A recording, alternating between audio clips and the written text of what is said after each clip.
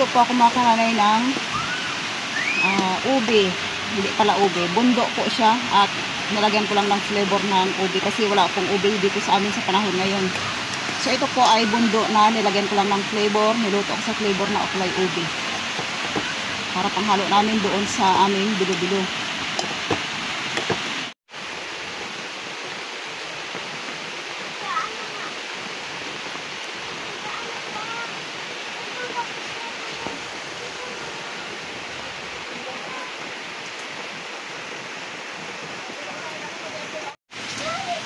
Hello po mga kananay, another na naman sa aming gawain ngayon ni Jean.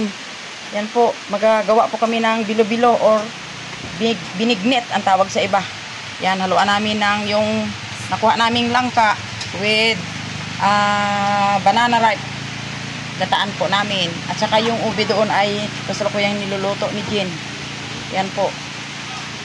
Magpapakulo pa ako ng tubig mga kananay para ilagay yung binilog-bilog na glutinous rice or bilo-bilo. Habang kumukulo po mga kananay yung pinakulo kong tubig, ilalagay ko na yung binilog kong glutinous rice.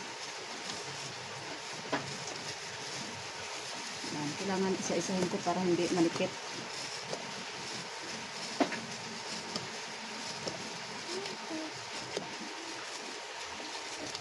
Ilalagay na.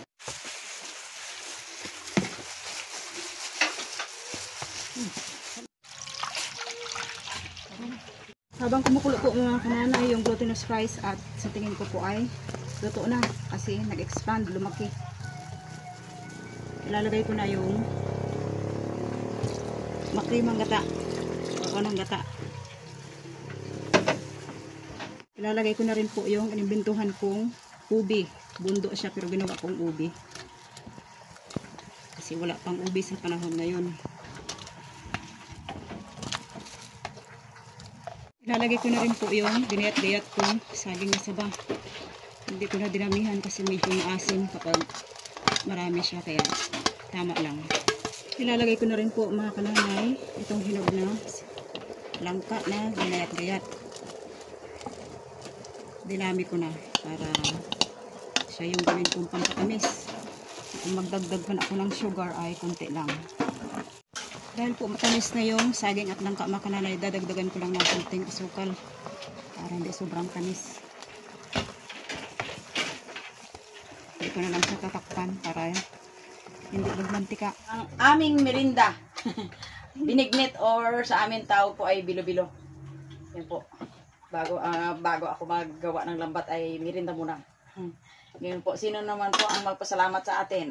Si ano naman dito, si Angel. Angel muna. Dahil ikaw ang taga-edit eh. Lord, maraming salamat po sa biyaya, sa lakas, maraming salamat din po sa talento, maraming salamat din po sa pagkain, maraming salamat din po sa biyaya. Amen. Amen. Nakadalawang biyaya ko na yan. Nasobra ng biyaya. Dalawang biyaya na yan. Okay, mga kananay, kain tayo. Nang binignet. Yan. Dinami ko na yung langka yung kasi mas marami. Yung maraming langka akin na. Yan. Langka. Langka, jackpot. Bilo-bilo. Ito bilo-bilo. Bilo-bilo nga. Mga kananay, sabi po ni Mark ay Ito daw bilo-bilo. Ay, bilo-bilo na nga. Anong tawag Kasi doon? hindi niya maintindihan kung ano talaga bilo-bilo nga, ano, kung Thank bilo-bilo you na, ako. tama na Yan. po.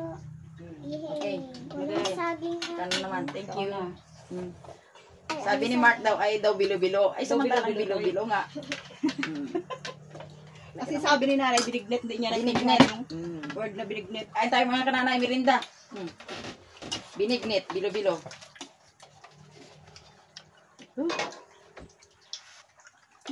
Harap mamo. Ang Pilipino nga naman. Ha? Ang Pilipino nga naman. Ako, bisay ko.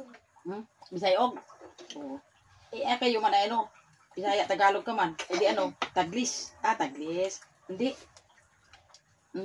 Bisaya, ang tawag yun sa Bisaya? Bisayog. Baluga. Baluga. Ako ay Tagalog at English lang. Akan, Tagalog at Bisaya. Tamis-tamis man din? Ha? Tamis-tamis. Ay, sabi ko na. Oo. Tubo ko na kita isa kong buwan. Oh, taas ang ikat ng kwan. Ang lada. Tamis ron. Oo. Boss ka tamis din ha. Kuntil asukal na bigla. Hmm? Kuntil. Lang, suka mo tang ko. Ano kung ba? Langka matamis. Oh, grabe. Dah. Nanay. Medel pa Hindi niya. siya. Hmm. Bundok ang kulay. Akin, uy. Ito, oh. Hindi yung ube. Kulay na nilo. Kulang tagas na. Bilang yan. Ibig sabihin ay mag-contento kung mayroon. Sarap ng bilbilo. Sarap.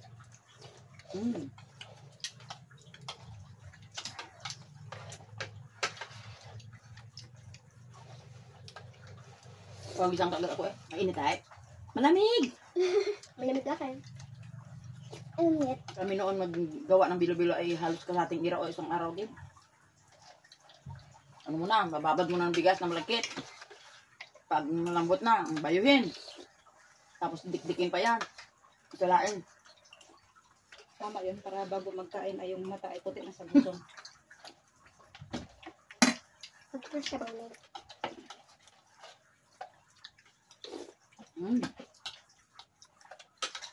Doon naghihigop lang ng sabaw ng bulawis eh. Yung gel. Burawis ko gusto ni Angel. Walang kaliskis. Ang gusto ko sa burawis ay walang kaliskis. Yeah. Lahat naman ng isda. Kaliskis. Maliban sa burawis. Kabida mo tayo sa asa ng guys. Ang group chat, diba? Ay, ahas na wala ng kaliskis. Gusto magsali si Ed na aso nga ng kaliskis. Hindi na-accept.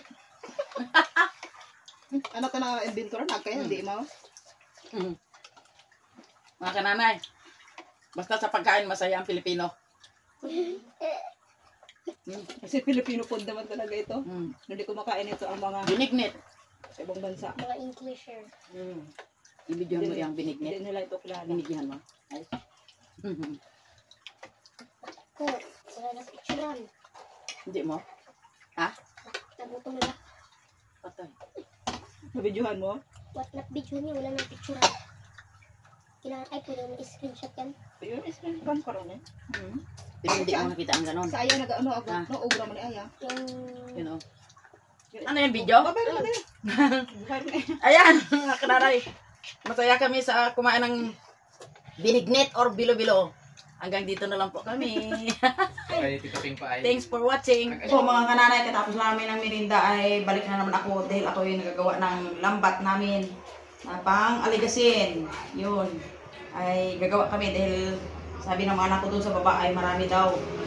Nakuha kaya gagawa ulit ako ng lambat. Yan. 1, 2, 3, 6, 8, 10. Ito mga kanana ay binibilang mo po ito ang mata, ang nuts. Ang nuts.